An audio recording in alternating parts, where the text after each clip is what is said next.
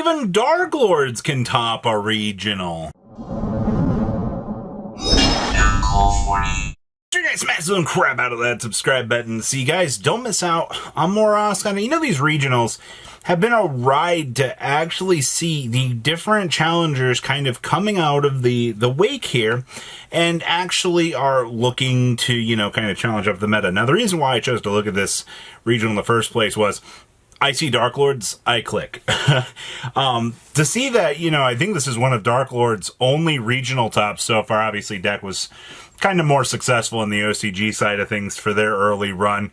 But, we're finally getting in some successful renditions with that, which that's what we're here for. We're here to see the magic come together.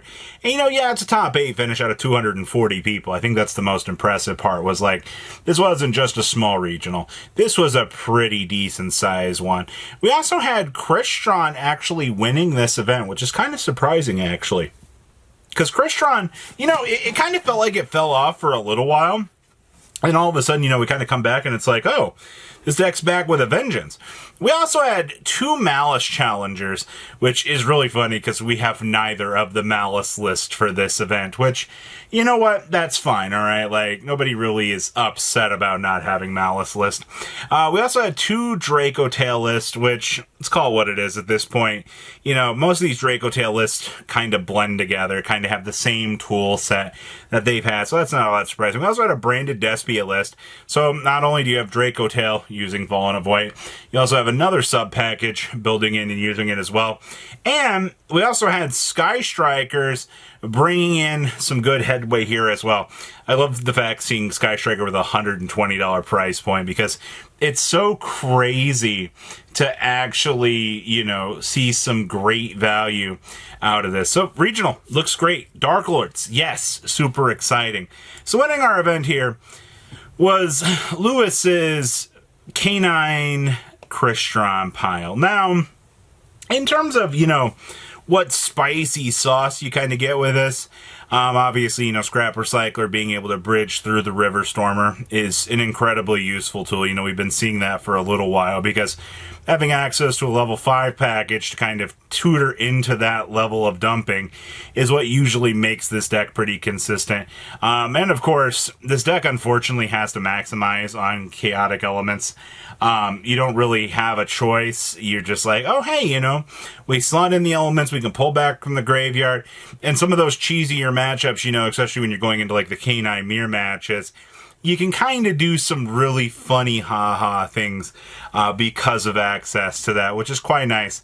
Actually seeing the Imperms, seeing main deck play is also kind of nice. Triple Mulch Army, actually 2 Ghost Spells. I would say, like, your main deck lineup of tools, at least that this particular version is looking to play, I think seems just fine.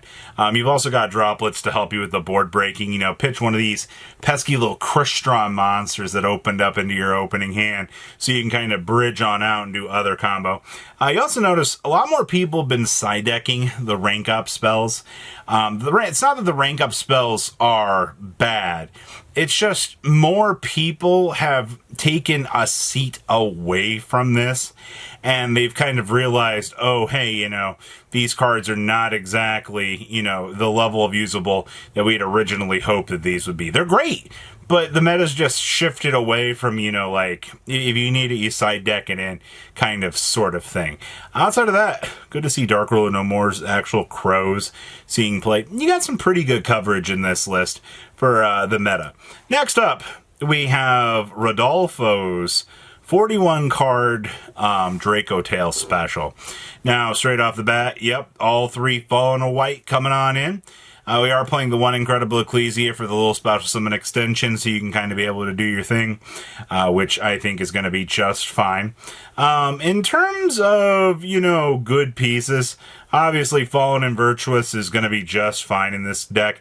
Most of these builds have been pivoting to 2 of these anyway. I do like having access to the multiples, and I've said that when playing this, but it's just they don't want to dedicate the extra slot to. You're already at 41 cards, and we're not even playing the other trap card. Actually, they're not even side decking the additional trap card, which is kind of crazy to think about because most of these lists have called for that additional trap for a little while. I also see that we are playing Mistaken Arrest down here in the side deck. We are side decking 2 imperms. Interesting. Wonder what their logic was with just going with 2 imperms. Maybe they just felt like 2 was kind of like the safety net. You know, you could kind of push into it if you really need to.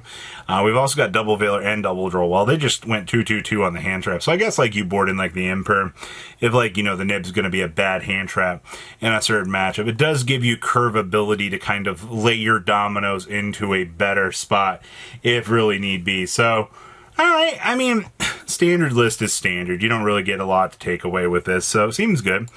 Next up here, we have Vincinius's branded pile. Now, I do see most of these builds have been playing the new Tri-Brigade Spriggans kit.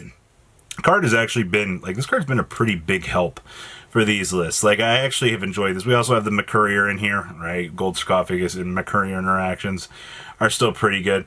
We are doing triple droplet in the main deck. So the thing I like about this list is, like, when you shave off all of the fat from the branded deck, like, the deck actually looks really, really solid. Like, just looking at this on paper, this looks good. Triple Fua with 1 Peruli I also think is good. You're kind of curving out some of the, you know, the bad of having, you know, multiples of these. It's not like, you know, I'm in the side deck. You do see Retaliating Seas coming in. I also like this Dogmatica package, the 5-card Dogmatica package that they're kind of siding into. You know, having the floor be a little extra negate, but also, you know, the floor can kind of get really funny and start to boost your field up to some incredibly stupid numbers. So I do think everything that this list has to offer is incredibly basic, and that's just fine.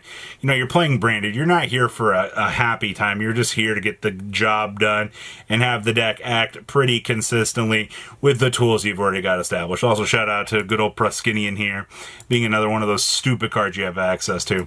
And then we have Igor's Dark Lord Solfachord list. Oh boy.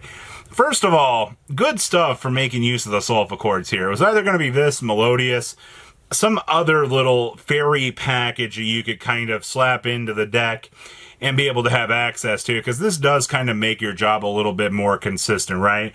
This also fuels the Heralds a lot more consistently. Like, that's the thing with Darklords, right? You know, the way that Darklords want to play, they want to be able to have access to all of the good, consistent cards that it feels like this deck wants to have. But also, you gotta have that fairy supplement package in the deck so that you actually have reasons to kind of dedicate to these. And also, you know, setting up some funny pendulum scales actually is kind of funny. In terms of your Dark Lord stuff, you have one of the fusions, you have triple of the Searcher, and then one of each of the traps. Like, you've really foregone, once again, we get to say it, you get to cut out that fat from the deck, you know, the things that might not make Dark Lord the most exciting in the world, or, you know, the things you do think make them the most exciting. But in exchange, you know, you up the consistency and make the deck, you know, more competitive. And I think this build actually does that very, very nicely. Especially, you know, with the optimized results of what you've got going on here for all the Dark Lord stuff. Yeah, this seems pretty decent. And then our last list. Oh boy, we have Alevos. Oh boy, Sky Striker. How much I have loved this deck. I see we have triple Upstart Goblin in the main deck, which is pretty good. We do have one MST to be able to tutor into if we need be. We have the triple Shared Ride. We have the Dimension Ground in here as another little option to go into. We have the 2 Albion, and of course with the Incredible Ecclesia. Going with 2-0 and maximizing on triple Kagari. Man, it feels so weird to see lists that only want to play the 2 zeros. I gotta tell you, it feels so weird. I see we're also playing 2 Lemon Escape. We're also going with the triple Ash Blossom here. We're not playing Cross Out like Joshua's original list was, but I mean, that's kind of a concession, right? You kind of got to make your little options to decide where you want to go with these lists. But this Sky Striker list looks excellent. I love everything about this. I'm glad to see we have the Hamp actually accounted for. You have the Perulius to kind of turbo into that little extra draw power to kind of find you those tools that you're going to want to have. So quite another interesting little regional breakdown here for you guys. I love just seeing things like Darklords actually come together. So leave a comment down below, tell me what you guys think, and I'll see your beautiful faces back here later in the day, guys. Patrons, thank you.